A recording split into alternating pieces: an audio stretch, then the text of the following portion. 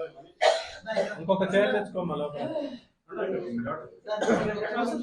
Paper ఇవ్వమనవా. మన నేరస్థలానికి పోయి క్షుణ్ణంగా పరిశీలించగా అక్కడ 2 ఇంజెక్షన్స్ అక్కడ కనపడే వరకు అది అనుమానాస్పదంగా మాకు అనిపించి అనుమానాస్పద మృతిగా కేసు ఫస్ట్ నమోదు చేసుకున్న తర్వాత లోతుగా వాళ్ళ డాక్టరు నక్కల సురేఖ అనే అమ్మాయి మీద కొద్దిగా మాకు అనుమానం ఉండి తరోగా ఇంట్రాగేషన్ చేయగా ఆమె తల్లిదండ్రుల ఆమె యొక్క పనిచేసే హాస్పిటల్ నుంచి తీసుకొచ్చిన మత్తు ఇంజక్షన్లు ఇవ్వడం వల్ల ఇచ్చి చంపినానని చెప్పి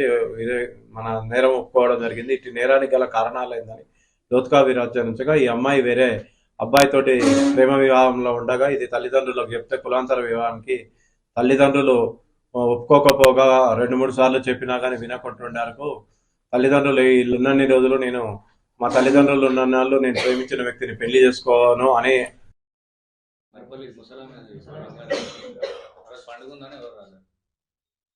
రోజు ఉపవాసాలు